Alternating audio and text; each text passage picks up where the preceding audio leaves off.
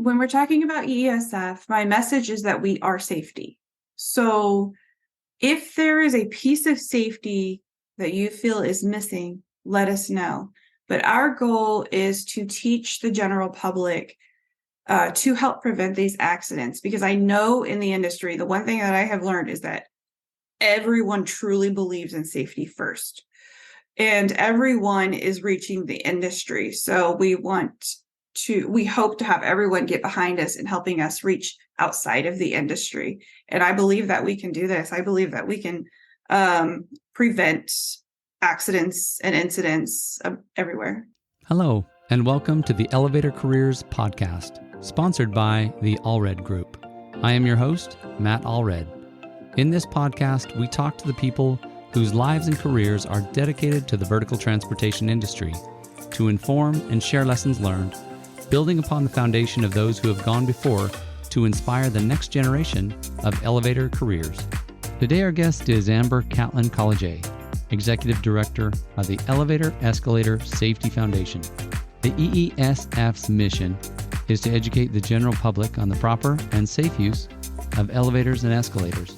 And Amber's goal is to further enable the EESF to keep our friends and family safe when they're using vertical transportation. Amber has a background working with nonprofits, and she finds the elevator industry to be the warmest and most welcoming that she has ever been involved with. So Amber, welcome to the show. Thank you for having me. I'm excited to have you. I'm excited to learn more about what you do and how you are helping to create safety in the elevator industry. And so I'm curious, how did you get started in the elevator industry? For me personally, I've always worked with nonprofits as either an executive director or a program director.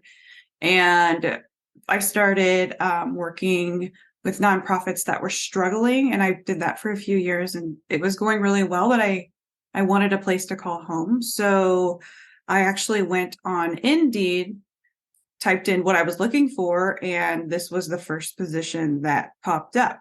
So I read it and I kind of laughed because my husband is an elevator safety guy and he talks about elevator safety all the time. So it was just these two niche things that I kind of could put together. I applied. It was the only job I applied for.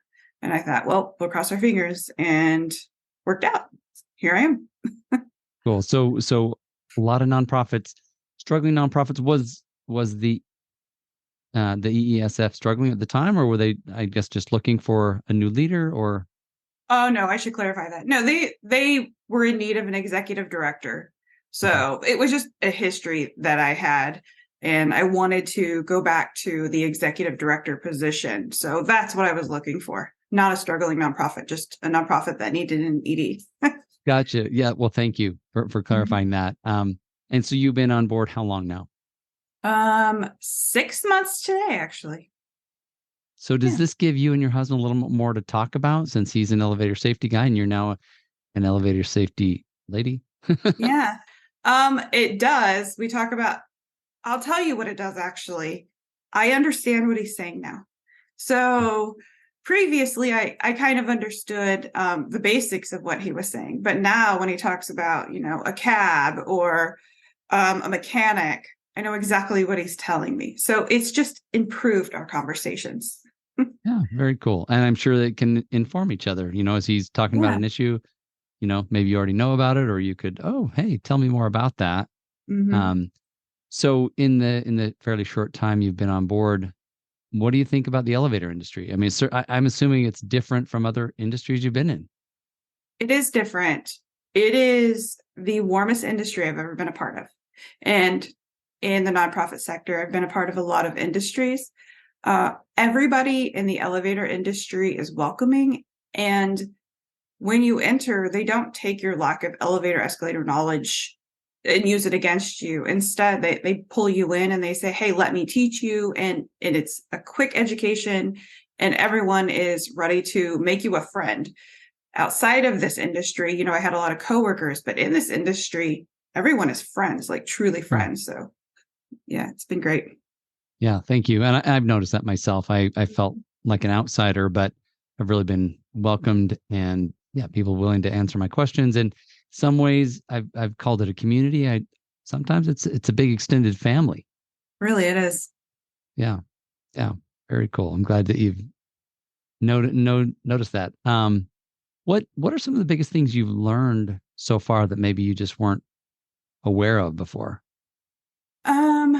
I think the biggest thing I learned is how intricate the industry is. So as a person coming from the general public, right, we use elevators every day, we use escalators every day, Right. but learning the ins and outs of what goes into not just making one work, keeping one going, but all the rules of safety that go into keeping the mechanics safe, all of the suppliers that are needed to get every single part. It's this huge community that comes together to get one elevator to go up and down. And since there's millions of them in the US, it's pretty phenomenal. So I think that's the biggest thing I learned is the intricacies of everything. Right. And I'm curious too, how did the EESF come to be? Sounds like, you're fairly new to it, but I assume you understand the history behind it. And Mm-hmm. So NAEC has, well, I should say that there's the United event every 4th year. And at the United event, they have a bridge builders meeting, which brings the industry together in an effort to not duplicate specific efforts. And it was in 1989 at the bridge builders meeting, I believe, that they noticed this gap in the industry, and that was a lack of education to the general public on the safe use of elevators and escalators. right. So they formed a team of people throughout the industry to kind of investigate how they could possibly reach the general public in this way, and eventually came to the conclusion that at the time, the best way to do it was to reach children. So they formed the foundation, and they started teaching the program to 2nd graders. And it was like a trickle out effect. So if you teach my 2nd grader, then my 2nd grader comes home, brings me their certification, and tells me all the things they learned on elevator escalator safety. So now I know. So that was kind of how it began. And they ended up getting their foundation going and incorporated in 1991. So it was a 2-year research event.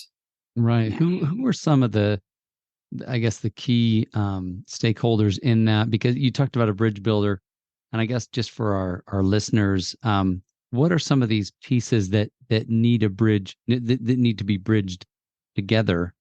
And I'm just curious how that came about. Well, at the time, it was NASA International, NEI, NAEC, and Elevator World. So they were the 4 founding groups that came together to get EESF going. And each of them invested hours of effort, money, and people to form a board and an executive director and do the investigation on what needs doing. And today they are still our founding members and very important to us. But with the Bridge Builders meeting, our founding members obviously expanded out so that they could start including the entirety of the industry. So now we still have our founding members, and then we have other organizations, so many that I would be afraid to start naming them, that I would leave some out, that are regularly working with us and donating to us and keeping us going by allowing us to share our information through their organization, whether it's social media or flyers or being allowed to speak. So, yeah. Right. And I have to admit, as a kind of an ignorant elevator user myself, I'm curious.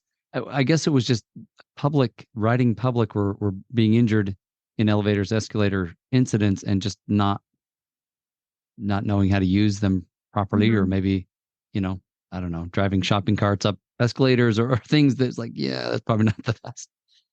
Are you aware of some of the issues that are addressed? Yeah. So with children in particular, kids tend to jump around and play, which is great until you're getting on an escalator.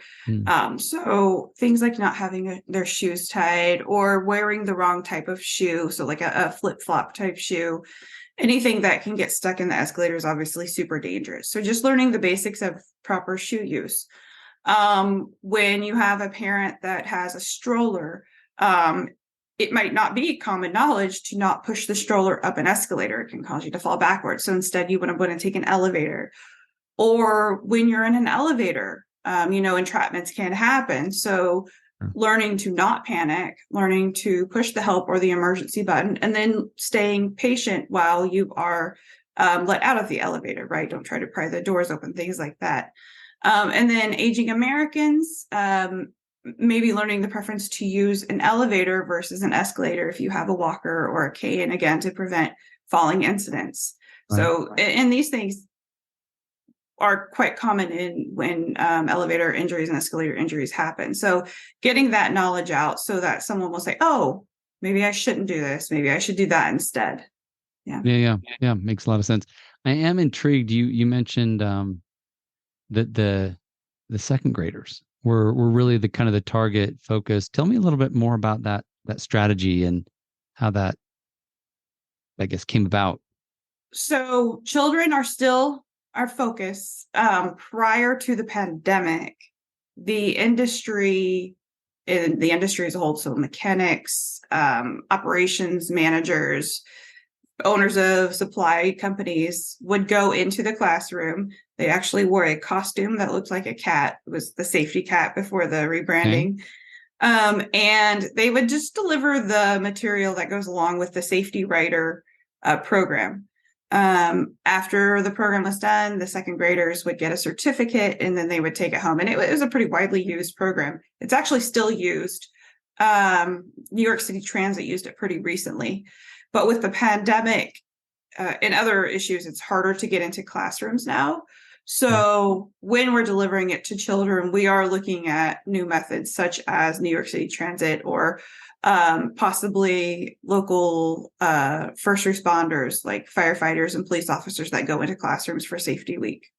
And then we have started looking at having gym teachers even possibly teach the program, since like outsiders can't exactly go into the schools right now. So we have had some gym teachers talk to us because they do a basic safety week as well, adding this into that program. Cool. And you mentioned a few minutes ago, people who in organizations who volunteer, who help out. What do volunteers do? How can they carry forward the message of the EESF? The best way to carry forward the message right now is to share our social media, share our website, and go to the Safety Riders website, which is safetyriders.org, and share the video out on their social media. The bigger reach we have, the better. And then coming back to us and telling us what they need from us. So if you want more than just the video, or the printable materials are on the website and free of use. If you're using those materials, please let us know. If there's something you see when you are teaching these materials and you think, well, there's a gap in this, don't hesitate to tell us. We want to upgrade. We want to always be current with the times. And we want to give the industry what the industry needs, since the industry created us. We're very neutral to the entire industry. Yeah. And you mentioned some of the strategies changing. It's more difficult to get into schools. It's hence difficult to get in front of second graders who, just having had children myself, I understand that at that age, they're probably more receptive. They're probably more open-minded. They're probably more likely to say, hey, mom, don't push the stroller up the escalator and be able to educate. So I think that's brilliant. What are some of the strategies, though, as you look to the future that, you kind of mentioned them a minute ago? I'm curious if there are some other ways. You mentioned gym teachers and social media, and what other strategies are in place? One of our goals is to still stay in the classroom, obviously just pivoting the way we did it. So the volunteers, there are some classrooms we could still get into, different school systems that will allow us. But for the most part, it's working through the administrators that are already in those schools. So having a program where we can go in and train, the gym teacher and the principal on here's the material, and then they can deliver it during their school safety weeks. Fire departments and police officers often are in the classroom for safety weeks and anti-drug education. So delivering our material to them to have it delivered out into classrooms. So we still are keeping our program. Our programming is wonderful. We just are pivoting the way we're getting the message in. Instead of, a mechanic going in and teaching the program, it would then be a safety officer that already has access to the classroom. Okay. Yeah. I was going to ask how, it sounds like you have volunteers spread throughout the country. So, if a mechanic can get into the classroom, great. If not, we may need to have somebody in the school do it. We still encourage everyone out there that's in the industry to ask your school, hey, can I come in and teach this to the kids? Some schools are still saying yes. If contact us if they do, we will teach you, give you all the materials that you need so you can go in there and successfully teach the kids how to stay safe. Awesome. So you mentioned earlier that Elevator Safety Week is coming up. Can you tell me a little bit more about that? Yep. So Elevator Safety Week is November 13th through the 17th. Had to refresh my mind there. During Elevator Safety Week, we are just sharing tips and tricks to elevator safety. Like we mentioned before, while for someone that's in the industry, these things might seem like common sense, I can tell you as someone who is just coming into the industry, some of the things I've learned, I even go, I've done that. I don't want to do that again. I don't want to be the person that causes the accident or have a child that gets hurt. So we will spend that week giving these tips and tricks out. And the format in which we're giving it is through social media. So obviously we're reaching adults versus children. And it will be in the format of, hey, when you are with your child, you hold hands and you look both ways when you cross the street. Another thing that you could teach would be hold hands when you're on an escalator. So things like that. So we're really looking to reach parents when we're doing this versus children. And how long has Elevator Safety Week been going on? I wish I could give you a straight answer, but I don't exactly know. I know it's been going on for at least 15 years. Okay, cool. Yeah. Thanks. And then you had mentioned a program launching in January about 52 weeks of safety, which sounds like Elevator Week all year long. Yeah. So we are working to launch 52 weeks of safety. We're in the planning phase right now. That would be us at EESF along with our board. We are hoping to get as much of the industry involved as possible, but the idea would be for everyone to push out safety tips on social media. If we can get everybody doing this at the same time, we will reach a larger audience just with the way the algorithms work. So we would love everyone in the industry to contact us about this. If we haven't talked to you about it, contact us because we want to talk to you about it so that we can all make sure we're on the same page when we start pushing out these 52 weeks. And we have some great backing from the industry right now. So we're really looking forward to it. Our social media posts right now are all hinting towards this coming. So watch out for those. Sounds like have a lot going on. There's obviously a huge need to educate on safety from, like you say, children on up. And as we kind of wrap up our interview today, what would you say your message is to the world? What do you feel most passionate about? When we're talking about EESF, my message is that we are safety. So if there is a piece of safety that you feel is missing, let us know. But our goal is to teach the general public to help prevent these accidents, because I know in the industry, the one thing that I have learned is that everyone truly believes in safety first, and everyone is reaching the industry. So we hope to have everyone get behind us and helping us reach outside of the industry. And I believe that we can do this. I believe that we can prevent accidents and incidents everywhere. So that's my biggest message. Reach out to us and help us push this message out. Thank you. Is there anything else you wanted to share today? Yes. So we recently promoted Laurie Dueitt. She was the program director for 25 years. She is now the operations and administrative director. So anybody that knows anything about EESF knows Laurie. If you hear this, tell her congratulations. Awesome. Yeah. Congratulations to Laurie. And Amber, thank you for being with me today. Thank you for helping me and our listeners understand a little bit more about not just the EESF, but the mission, the vision, and the hope that, we can prevent accidents and incidents from hurting the people we love. Absolutely. Awesome. Well, thanks again. Thank you. Yeah. Bye-bye. Thank you for listening to the Elevator Careers podcast, sponsored by the Allred Group, a leader in elevator industry recruiting. You can check us out online at elevatorcareers.net. Please subscribe, and until next time, stay safe.